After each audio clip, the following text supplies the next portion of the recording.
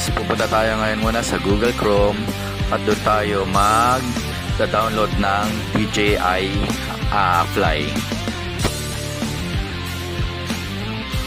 So ayan guys, meron na tayong DJI Fly apps. Pwede natin na-open para pa-combine na natin sa ating remote, then sa ating DJI drone. So ayan guys, buksan natin yung ating drone.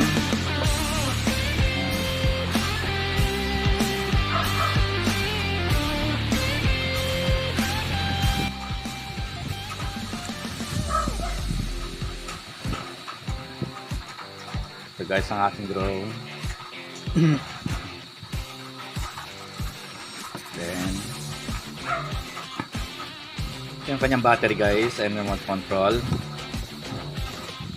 And ito yung battery niya, yung battery hub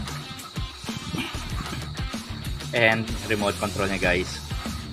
Ayan. Pag setup naman natin to guys, ganito lang. Una, buksan muna natin yung ating remote control.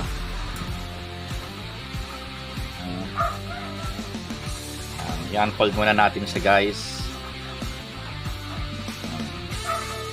Then ito guys, bonus na lang to kasi yung iba, ito naman talaga ang pinagalagyan ng cellphone.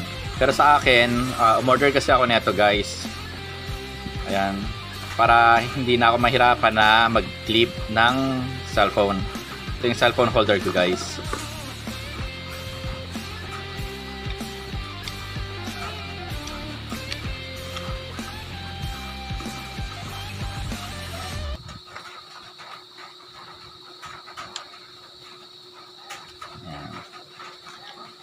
Then kunin natin yung joystick guys.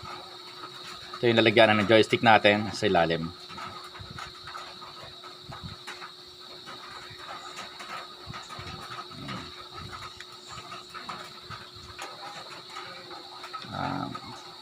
Hindi naman masyadong kailangan masyadong higpitan yung thread niya guys, kasi hindi naman siya umiikot hanggat hawak niya eh. Soft lang naman ang paghawak natin guys, kaya hindi naman matatanggal. Ayan. Then open natin yung antenna guys. Tapos itong cable niya guys, ilalagay natin dito sa gilid sa may USB port guys. Okay. Then yung ating phone.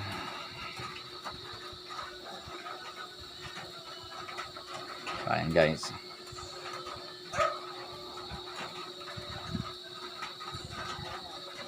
Tapos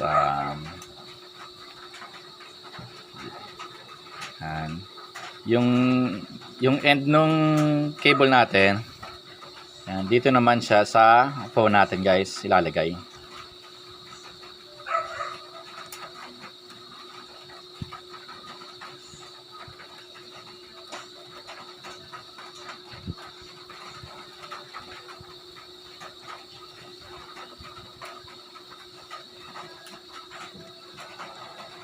So ayan.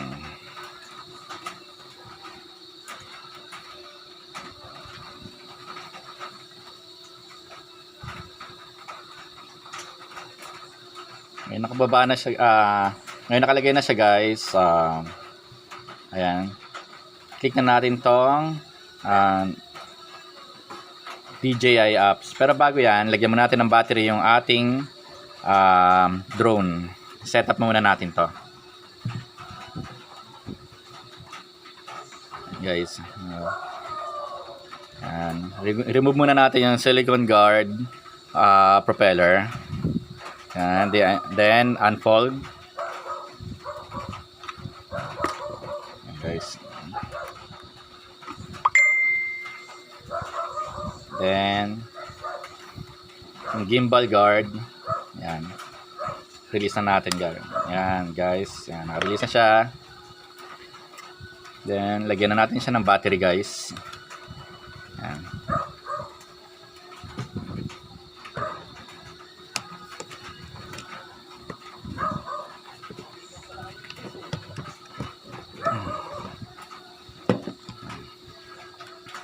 Yan lang kasimple guys. Ayan. Ito yung sa battery niya. Then push. Ayan. Then pag nag-click na siya, ayan, hindi natin yung cover. Guys. Then 2 times natin na ipipress itong on off niya. Isang short, then isang long press. Guys. Ayan, kita nyo. Tutunog yung ating drone, then gagalaw yung gimbal niya guys. Okay. Ayan guys, connecting na siya guys sa drone natin at sa remote control.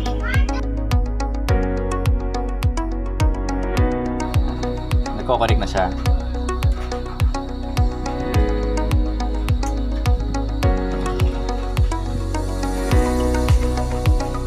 Same din dito sa remote control natin. Short press, then long press. Guys. Then yung DJI apps natin, click natin.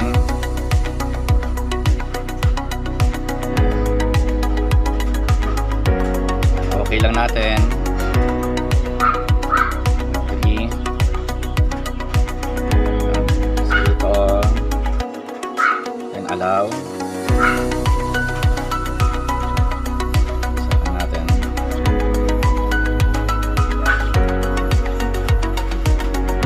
Kasi i-build up pa tayo ng application dito guys sa ating DJI Fly apps. Then skip na lang natin ito. Pwede nyo na yung mga panoorin ito guys para may idea lang kayo.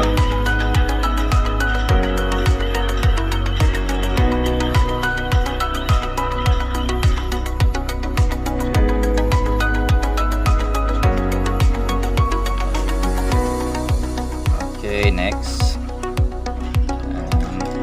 Not now. Or pwede rin ng join. Ayan guys. Enter na natin yung email natin or yung phone number natin. Nasa inyo yung guys kung anong gagamitin nyo. Pero ang gagamitin ko yung email ko guys.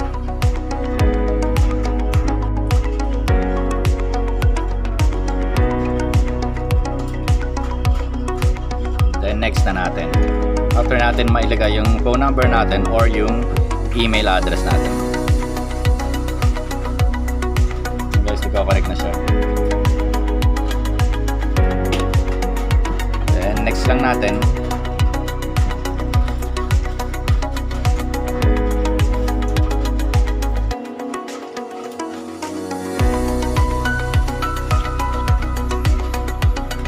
Yan.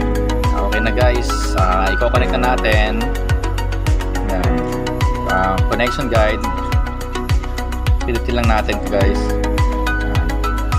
Auto settings, allow lang natin.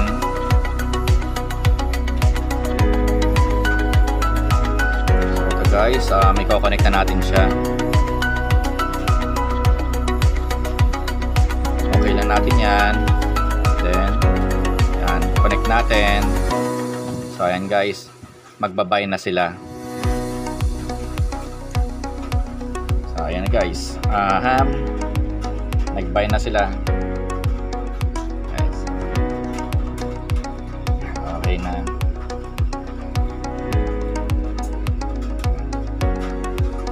So guys, ibig sabihin yan, wala siyang SD card. So naghahanap siya guys ng SD card.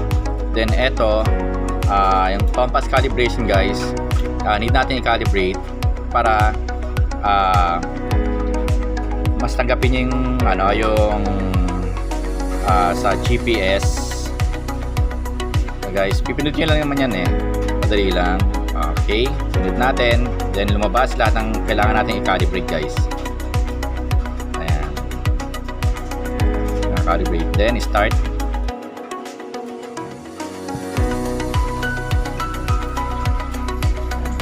Lalabas naman yan guys. Okay. Then, ito guys. Tataas naman natin siya. Susundin nyo lang yan guys.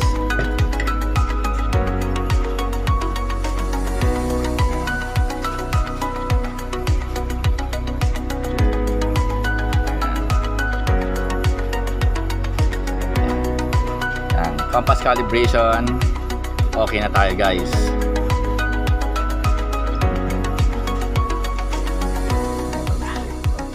Ayan.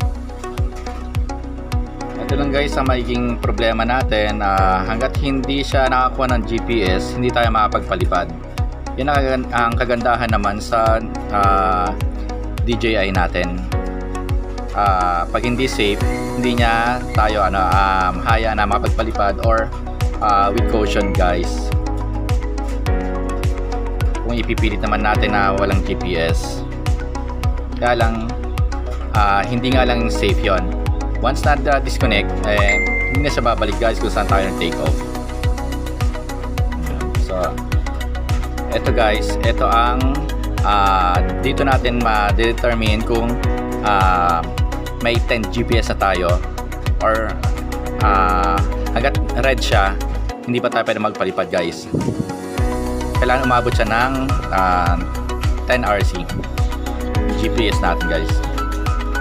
And 4 pa lang tayo, so negative pa tayo mapagpalipad. Ganun lang kasimple guys.